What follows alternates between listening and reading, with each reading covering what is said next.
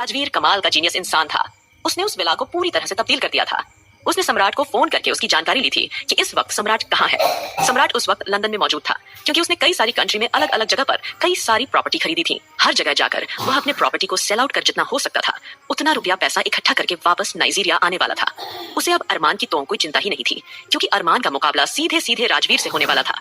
सम्राट समझ चुका था कि अब तो अरमान गया। अगर राजवीर ने अरमान को सजा देने का फैसला किया है तो वह उसे कोई नॉर्मल सजा नहीं देगा। वह उसे इतनी खतरनाक सजा देगा कि जिसके बारे में कोई अंदाजा भी नहीं लगा पाएगा। इसीलिए सम्राट इस वक्त अरमान की तरफ से टेंशन फ्री था। साथ ही साथ उसे खुशी भी थी कि उसका गुरु यानी राजवीर अब पूरी तरह से उसके सपोर्ट में था। उसे बस खुद को राजवीर की नजरों में सर्वश्रेष्ठ साबित करना था, जैसा कि वह बचपन से करता आ रहा था। वही राजवीर अपने सर पर लगातार टेप कर रहा था और खड़वाहट से बोल रहा था, अरमान, तूने मेरी पत्नी को मुझे अलग करके अपनी जिंदगी की सबसे बड़ी गलती की है। मैं तेरी हर एक गलती माफ कर देता, पर तुझे मेरी पत्नी को मुझसे अलग नहीं करना चाहिए था। अरमान ने अबीर सिंह राठौड़ के साथ ही साथ आस्था के भाई अविनाश रघुवंशी की मदद से राजवीर के उस डार्क विला में, जहां उसने अपना विला बनाया हुआ था, उसकी पत्नी की डेड बॉडी बरामद करके उसे मुखाग्नि दिलवा दी थी। यह बात राजवीर के दिल को भीतर ही भीतर जलाई जा रही थी और वो उस नफरत की आग में अरमान को जला देना चाहता था। जब अरमान ने शादी के फंक्शन में राजवीर की पत्नी के साथ ही राजवीर को भी को मुखाग्नि देने के लिए अपने आदमियों के साथ भेजा था, लेकिन वक्त रहते ब्लैक डेविल किंग ने राजवीर को बचा लिया था। लेकिन राजवीर की आंखों में उसकी पत्नी की जलती हुई अग्नि की झलक आज भी साफ दिखाई देती थी। अचानक राजवीर ने हंसते हुए अपना चेहरा इमोशनल लेस और सीरियस कर लिया और अरमान की फोटो देखकर एरोगेंट तरीके से बोला, बस बहुत हो गया। तूने मेरी पत्नी को मुखाग्नि दिलवाई थी, लेकिन मैंने तो तेरी पत्नी के जिंदा रहते ही तुझे उससे अलग कर दिया। और कमाल की बात तो यह है कि तुझे कभी पता भी नहीं चलेगा कि यह सब कुछ मैंने किया है। ये बोलते हुए राजवीर का गला कड़वाहट से भर गया और उसके होंठों खतरनाक मुस्कान थी। अचानक राजवीर ने उस वायरस को देखा जो उसने एक अनजान लड़की की मदद से अरमान के अंदर इंजेक्ट करवाया था। उसने उस लड़की को अरमान की जिंदगी में प्लांट करने का पूरा इंतजाम कर लिया था। वहीं दूसरी ओर फार्म हाउस पर अरमान को जल्दी ही दोबारा होश आ गया था। वह झट से उठ बैठा और बिना देरी किए एक झटके में खड़ा हो गया। जैसे ही सबने अरमान को होश में आते हुए देखा तो सब खुश हो गए और जब टाइगर की नजर उस पर पड़ी तो वह फौरन आगे बढ़ा। उसकी आंखों में खुशी की एक चमक उभरी, लेकिन उसके चेहरे पर अरमान के लिए चिंता और बेचैनी भाव भी साफ साफ झलक रहे थे, जो उसकी खामोशी से भी ज्यादा बोल रहे थे। टाइगर ने तुरंत अरमान को सहारा देने की कोशिश की, लेकिन अरमान ने तुरंत अपने हाथों से उसे ऐसा करने से रोक दिया और अगले ही पल अरमान ने एक एक शब्द पर जोर देते हुए उसकी आंखों में देख के सवाल किया, टाइगर, तुम कब से मुझे सहारा देने लग गए हो? जैसे ही अरमान ने बिल्कुल डेविल अंदाज में यह कहा, वैसे ही टाइगर तुरंत ही पीछे हट गया और चुपचाप हाथ बांधकर हल्का सा अपना सर झुकाए खड़ा हो गया। हालांकि जब से आस्था की मोहब्बत में अरमान में बदलाव आया था, तब से उसने टाइगर को अपने सामने सर झुकाने से मना कर दिया था, बल्कि टाइगर को भाइयों की तरह ट्रीट करने लगा था। अब एक बार फिर पत्थर दिल डेविल किंग टाइगर के सामने मौजूद था। वहीं मारिया तुरंत अरमान को फिक्र भरी नजरों से देख के अगले ही पल बोली, किंग, अब आप कैसा महसूस कर रहे हैं? क्या आप ठीक हैं? मारिया का सवाल सुनकर अरमान ने अपनी गर्दन तिरछी करके मारिया को गहरी नजरों से देखा। अरमान के इस तरह से देखने पर मारिया की रीढ़ की हड्डी में एक सिहरन दौड़ गई। मारिया कभी किसी से डरती नहीं थी, वह एकदम बेखौफ रहती थी, लेकिन आज अरमान को देखकर उसे अजीब तरह का डर लगने लगा था। वह तुरंत 2 कदम पीछे हटकर टाइगर की तरह ही हाथ बांधकर खड़ी हो गई। तभी अरमान ने अपना कोट पहना और बड़े ही दबंग अंदाज में हॉस्पिटल से बाहर निकल गया। एज यूजुअल टाइगर और मारिया उसके पीछे पीछे चलने लगे। अरमान उन्हें चलते हुए इंस्ट्रक्शन देते जा रहा था। मुझे याद है, कल रात मैंने कुछ लोगों को बेदर्दी से मारा था और उसके बाद शायद किसी ने मुझ पर पीछे से हमला किया था। पता लगाओ वो आदमी कौन था और उसे मेरे सामने पेश करो। अरमान एज यूजुअल अपने बॉडीगार्ड यानी टाइगर और मारिया को इंस्ट्रक्शन दे रहा था। ठीक उसी वक्त आकाश और सुमित अरमान के सामने एकदम से आ धमके।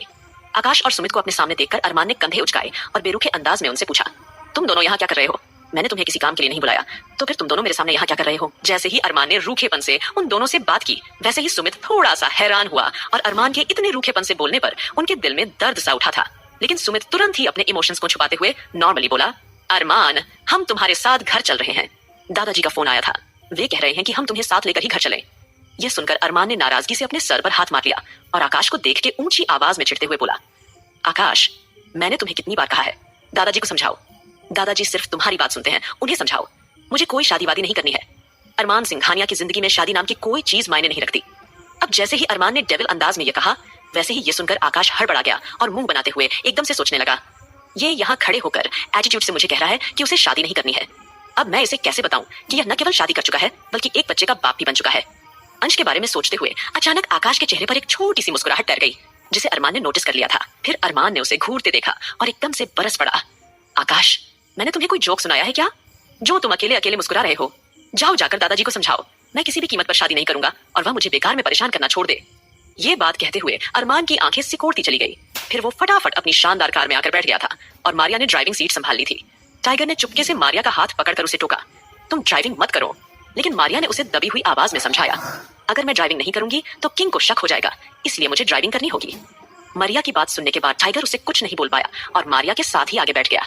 फिलहाल मारिया ने अपनी पहली वाली स्टाइल में ड्राइविंग करनी शुरू कर दी थी।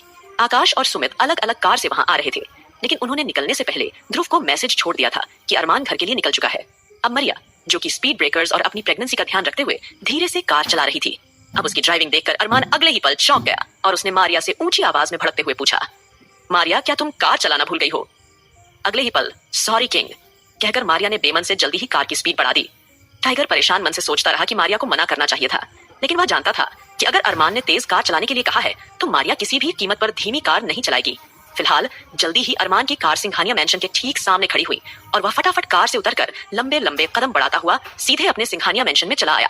जैसे ही वह घर आया वैसे ही उसकी नजर सबसे पहले ध्रुव और आहान पर पड़ी। अरमान को सही सलामत देखकर आहान, जो थोड़ी देर पहले उसे बेहोश देखकर बहुत रो रहा था, वो अपने इमोशंस छुपा नहीं पाया और तुरंत जाकर उसे गले से लगा लिया। आहान के अचानक गले लगने से अरमान अचानक दंग रह गया। उसने मन में सोचा, अब इसे क्या हुआ? फिर अरमान ने टेढ़ी नजरों से आहान को देखा और डेंजर वे में घूरते हुए दबंग अंदाज में उससे पूछा, ये क्या हाल बना रखा है? आहान, इस बार नंबर कमाया एग्जाम में या फिर मार्क्स कमाए है जो इस तरह से रो रहा है? अरमान के मुंह से ये सवाल सुनते ही आहान को अब रियलाइज हुआ कि उसे इस सिचुएशन में अरमान को गले नहीं लगाना चाहिए था, क्योंकि अब आहान का डेविल भाई फिर से जाग चुका था। वह उसका प्यारा भाई नहीं था। अरमान ने झट से आहान को खुद दूर हटाकर कहा, शांत हो जाओ, अपने इमोशंस पर कंट्रोल करो। आहान ने मुंह बनाते हुए अरमान की तरफ देखा और हाँ में सिर हिलाया और चुपके से ध्रुव के कान में सरगोशी करते हुए फुसफुसाया, यार भाई वापस से डेविल किंग भाई कैसे बन सकते हैं? ऐसा कैसे हो सकता है? तुझे पता है मैं कितना खुश था कि मुझे मेरा प्यारा भाई मिल गया है।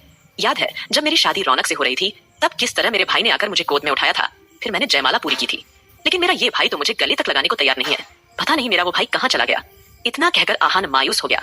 तभी आहान के दिमाग में बिजली की तरह कुछ चमका और उसने ध्रुव की ओर देखकर एकदम से पूछा, ध्रुव एक बात बता, क्या भाई केवल आस्था भाभी और अंश को ही भूल गए हैं? इन 2 सालों में तो हमारी जिंदगी में नानी माँ, रौनक, वंशिका भाभी, राधिका भाभी, रश्मि दीदी सब आ गए हैं, तो क्या भाई उन लोगों को भी भूल गए होंगे? हाँ। जैसे ही आहान ने एकदम से ये सवाल किया वैसे ही ध्रुव का दिमाग भग से उड़ गया और वो तुरंत अपने सर पर हाथ मारते हुए चिल्लाया, ओह शिट, ये क्या हो गया? हम लोग इतनी बड़ी बेवकूफी कैसे कर सकते हैं? हम लोग घर का सामान इधर छुपा रहे हैं, लेकिन हम लोग तो घर की लड़कियों को छुपाने के बारे में बताना ही भूल गए थे। वो सब लड़कियां इस सिचुएशन में अरमान भाई के सामने नहीं आ सकती हैं।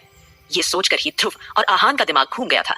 वही सुमित और आकाश, जो अरमान के पीछे पीछे आ रहे थे, वे भी यह बात सुन चुके थे। वही टाइगर और मारिया को भी जैसे ही इस बात का ख्याल आया, उनके चेहरे पर भी परेशानी की लकीरें दिखने लगी थी। तभी आकाश और सुमित एक साथ बोले, अभी तक अरमान ने किसी भी लड़की को नहीं देखा है, फटाफट अंदर जाओ और सब कुछ छुपने के लिए बोलो। इतना सुनते ही आहान और ध्रुव अरमान के पीछे पीछे घोड़े की तरह दौड़े, लेकिन तब तक बहुत देर हो चुकी थी, क्योंकि नानी माँ, रौनक, रश्मि, राधिका और वंशिका तो पहले से ही अरमान के आने का बेसब्री से इंतजार कर रहे थे। दादाजी भी उनके साथ ही बैठे थे। अरमान जैसे ही वहां पहुंचा उसकी नजर सबसे पहले नानी माँ पर पड़ी, फिर रश्मि, राधिका, वंशिका और साथ ही रौनक पर पड़ी। उन्हें वहां देखकर अरमान के माथे पर गुस्से की नस उभर आई और उसका अंदाज और भी ज्यादा डेंजरस हो चुका था। दादाजी अरमान को देखकर तुरंत उसके पास चले आए और उसका हाथ थामकर इमोशनल होकर बोले, बच्चे तुम ठीक तो हो ना? क्या हुआ तुम्हें?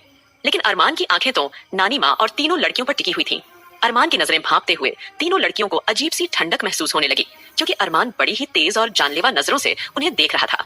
ऐसा लग रहा था जैसे उसकी आंखें उन्हें झकझोर देंगी।